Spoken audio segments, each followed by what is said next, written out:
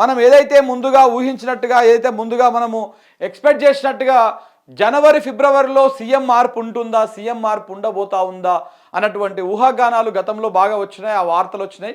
ఇప్పుడు అదే రకమైనటువంటి అడుగులు కూడా కాంగ్రెస్ పార్టీ వేస్తున్నట్టు కనబడతా ఉంది. 10 మంది అని చెప్పారు, మొత్తం 16 మంది ఎమ్మెల్యేలు సమావేశం పెట్టుకోవాలనే ప్రయత్నం చేశారు. కానీ ఈ 10 మంది ఎమ్మెల్యేల దగ్గర ప్రారంభమైనటువంటి 10 మంది ఎమ్మెల్యేల దగ్గర ప్రారంభమైనటువంటి తిరుగుబాటు ఏదైతే ఉందో, ఈ తిరుగుబాటు ఈ సంఖ్య రోజు రోజుకు పెరిగేటువంటి అవకాశం కనపడతా ఉన్నది. ఇప్పటికే చాలామంది కూడా, ఎందుకంటే నివ్వురుగా పిల్ల నిప్పు లెక్క ఉన్నారు తెలంగాణ రాష్ట్రంలో కాంగ్రెస్ ఎమ్మెల్యేలు.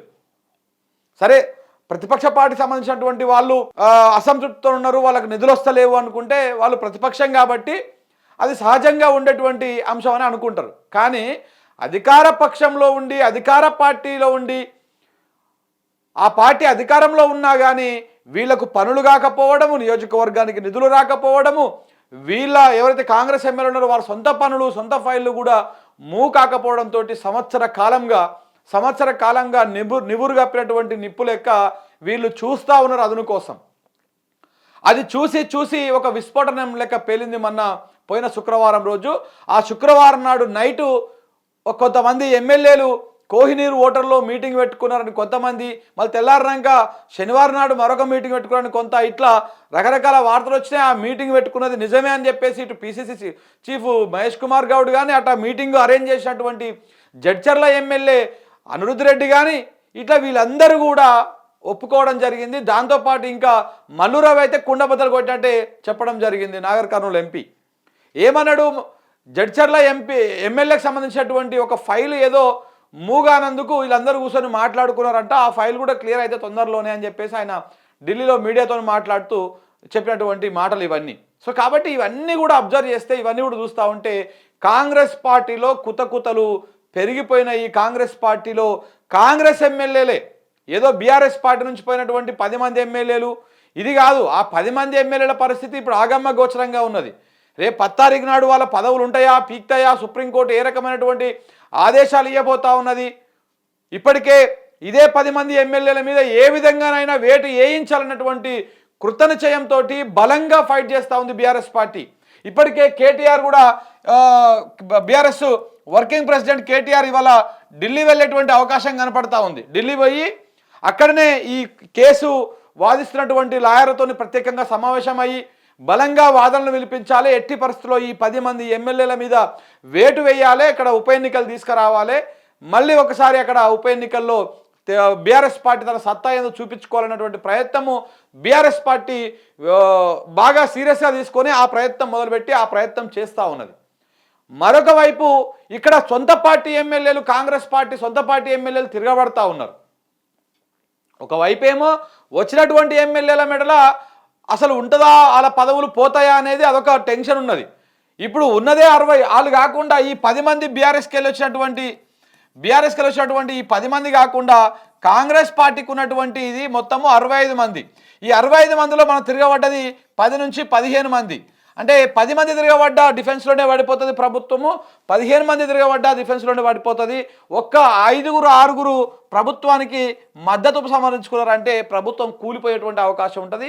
ఒకవేళ ఎంఐఎంలు సపోర్ట్ చేయకపోతే, ఎంఐఎంకు 7 ఉన్నాయి కదా, ఒకవేళ ఈ 10-15 మంది కనుక ప్రభుత్వం నుంచి తిరుగుబాటు చేసి సీఎంను మార్చాల్సిందే, మా పనులు అయితలేవని చెప్పేసి వాళ్ళు బలంగా కొట్లాడితే మాత్రము, వాళ్ళు మద్దతు సమరించుకుంటే, లేకపోతే మేము ప్రభుత్వానికి మేము సపోర్ట్ చేస్తలేము అని చెప్తే మాత్రము ప్రభుత్వం కూలిపోయేటువంటి అవకాశం ఉంది. ఈ 10 మంది ఎమ్మెల్యేలు, పార్టీ మారిన 10 మంది ఎమ్మెల్యేలను సుప్రీంకోర్టు వాళ్ళ పదవులను ఊడగొట్టే ప్రయత్నంలో సుప్రీంకోర్టులో ఆ రకమైనటువంటి చర్యలు జరుగుతూ ఉన్నాయి. ఇటు సొంత పార్టీ ఎమ్మెల్యేలు కూడా తిరగబడేటువంటి అవకాశం కనపడతా ఉంది.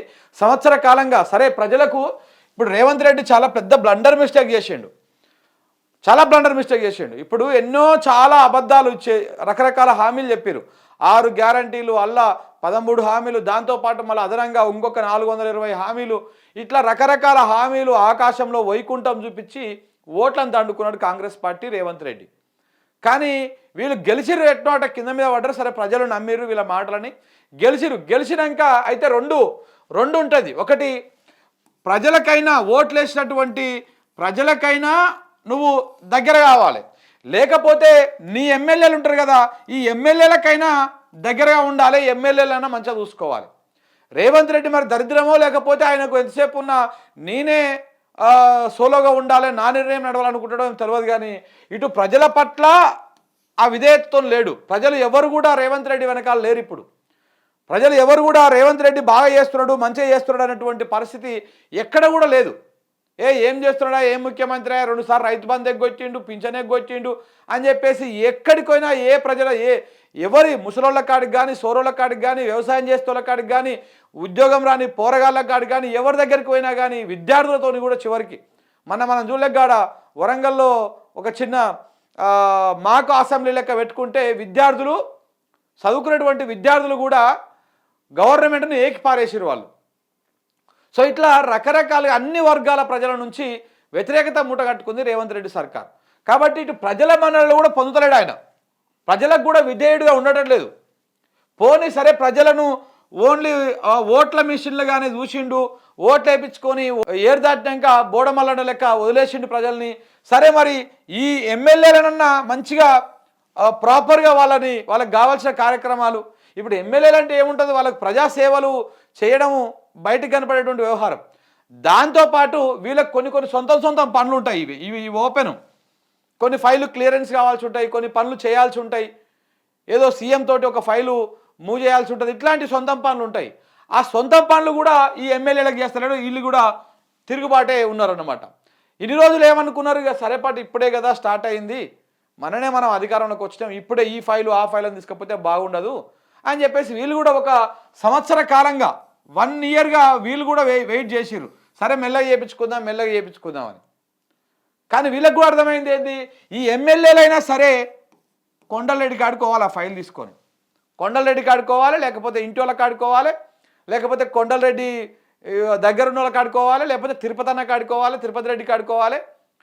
వీళ్ళు ఎవరితో కాకపోయినా కానీ చివరికి రేవంత్ రెడ్డి ఇయ్యం కూడా ఉన్నాడు కదా, ఆయన కాడికన్నా పోవాలి, బిడ్డ కాడికన్నా పోవాలి. ఇట్లా పోతే ఆ ఫైల్ పట్టుకొని పోతే వాళ్ళ కమిషన్లు వాళ్ళు పర్సంటేజ్లు తీసుకొని మిగతా ఫైళ్ళని చేసేటువంటి ప్రయత్నం ఉన్నదన్నట్టుగా ఒక చర్చ నడుస్తూ ఉందన్నమాట. అంటే ఇదంతా కూడా అంటే వీళ్ళకి ఇటు ప్రజల నుంచి దూరం అవుతా ఉన్నాడు, ఇటు ఎమ్మెల్యేల సొంత పనులు చేస్తలేడు, ఎమ్మెల్యేలకు కూడా చాలా దూరం అయ్యిండు. ఎమ్మెల్యేల ఫైళ్ళు కూడా క్లియర్ కావాలన్నా, ఎమ్మెల్యేలకు సంబంధించిన పనులు కావాలన్నా ఇటు కొండలరెడ్డో లేకపోతే రేవంత్ రెడ్డి కుటుంబ సభ్యులో వాళ్ళ ఇన్వాల్వ్మెంట్ అయ్యి వాళ్ళ వాటా వాళ్ళు తీసుకొని ఇచ్చేస్తున్నారు అనేటువంటి ఆరోపణలు ప్రధానంగా ఎమ్మెల్యేల నుంచి వస్తూ ఉన్నాయి. ఈ తిరుగుబాటు అది దానికోసమే. దేనికోసం మరి? ప్రజలను ఎట్లాగో మంచి చేసేటువంటి ఉద్దేశం వీళ్ళకి లేదు. ప్రజలను వీళ్ళు విస్మరించారు, వీళ్ళు ప్రజలను కూడా విస్మరించేటువంటి రోజు తొందరలోనే రాబోతా ఉన్నది. కానీ కనీసం ఎమ్మెల్యేలను చూసుకోవాలి కదా, చూసుకుంటలేడు ఎమ్మెల్యేలను కూడా. సో కాబట్టి వాళ్ళు కూడా 1 ఇయర్కి వెళ్ళి చూసిర్రు ఇటైతే లాభం లేదని చెప్పేసి ఈ రకంగా వాళ్ళు జాడిచి తన్నారు. ఈ రకంగా ఇప్పుడు ఇదే ఎమ్మెల్యేల ఇప్పుడు కాళ్ళ బేరానికి పోతా ఉన్నాడు రేవంత్ రెడ్డి. మీ దండం పెడతా, మీ కాలు మొక్తా, జర మీరు ఉండ్రి అని ఆయన లేనిపోని పరిచయం చేయకూరు, నవ్విటోన్ ముంగల జారిపడ్డట్టు ఏకూరి. కేసీఆర్ ఇంతకు ముందుకే అన్నాడు, ఈ కాంగ్రెస్ పార్టీ వస్తే సంవత్సరానికి కూడా సీఎం ఉంటాడు, వీళ్ళు చక్కగా పరిపాలన చేయాలి, వీళ్ళకి ప్రజల సమస్యలు తెలియవు అని చెప్పేసి సేమ్ ఆయన చెప్పినట్టే మీరు చేసేటట్టున్నారు, దయచేసి ఉండ్రు అంటే మరి ఎందుకు ఇప్పుడు వాళ్ళు ఉండాలంటే నీ తమ్ముని పెత్తనం తగ్గాలి, మీ అన్న పెత్తనం తగ్గాలి ప్రభుత్వంలో, కానీ మీ ఇంటిలో పెత్తనం తగ్గాలి, నీ బిడ్డ పెత్తనం తగ్గాలి, నీ బిడ్డ భర్త పెత్తనం తగ్గాలి, నీ ఇయ్యంకురి పెత్తనం తగ్గాలి, ఇంతమంది తగ్గిపోవాలి. తగ్గుతుందా మరి? తగ్గదు. నువ్వు పేరుకేమో నువ్వు అందుకే ఇవన్నీ తగ్గుతుందనే కదా నువ్వు ప్రభుత్వ బిల్డింగ్లకు రాకుండా సోనీ ప్యాలెస్ పాలన, ఎస్టేట్ పాలన చేస్తూ ఉన్నావు. ఎవరైనా ముఖ్యమంత్రి ప్రభుత్వ సొమ్ముతో కట్టినటువంటి అప్పుడు ప్రగతి భవన్గా ఉండే, ఇప్పుడు అది ప్రజాభవన్గా మార్చారు, అందులోకి వచ్చి అందులో నుంచి పరిపాలన అందించాలి. కానీ అందులోకి రాకుండా నువ్వు సొంత ఇంట్లో ఉండే నువ్వు పరిపాలన అందించుదామని అనుకుంటున్నావు అంటే దాని ఉద్దేశం ఏంటిది? ఇగో ఇవన్నీ నడవవు కాబట్టి బయటకు వస్తే ఒకవేళ అల్లకి వచ్చేది పోయేది అంతా పోలీసు వాళ్ళు ఆన్ రికార్డ్ ఉంటుంది కాబట్టి ఇప్పుడు నువ్వు సొంతం ఇంటికంటే చుట్టాలు వస్తారు, పక్కాలు వస్తారు, మంచోడు వస్తాడు, చెడ్డోడు వస్తాడు, అందరూ వస్తారు. సో కాబట్టి అది పెద్దగా ఇబ్బంది ఉండదు. ఎవరైనా ఆర్టీఐ కింద సీఎంని ఎవరెవరు కలిసిపోయారు అంటే ఆ సొంతం ఇల్లు కదా, ఎవరైనా వస్తారు, బంధువులు కూడా వచ్చిపోతారు. అవి మనం ఆయన ప్రైవసీ అని చెప్పేసి అవి రాకుండా చేయడం కోసం ఇట్లాంటివి అన్నమాట. కానీ వాస్తవంగా దొంగ ఫైళ్ళన్ని సంతకాలు అక్కడి నుంచి వెళ్ళిపోతున్నాయేమో. మరి అదాని వచ్చినప్పుడు కూడా మీ ఇంట్లోనే కూర్చొని మాట్లాడుకున్నారు, 2-3 గంటలు చర్చ పెట్టుకున్నారు. ఏం మాట్లాడుకున్నారు, ఎట్లా ఓన్ తెలుసు. సో ఇట్లా అందుకే ఆయన ఇంటి నుంచి బయటికి వెళ్తలేడు. పోనీ ఎమ్మెల్యేలైనా కలుస్తందుకు టైం ఇస్తున్నంటే ఏ ఎమ్మెల్యే ట్రై చేసినా కానీ ముఖ్యమంత్రి అపాయింట్మెంట్ ఇస్తలేడు. ఏ ఎమ్మెల్యే ట్రై చేసినా అపాయింట్మెంట్ ఇస్తలేడు. ఏదో ఆయనకు అవసరం ఉండి వాళ్ళ వాళ్ళ వాళ్ళ వాళ్ళ కుటుంబ సభ్యులకు అవసరం ఉండి ఎవరైతే ఉన్నారో,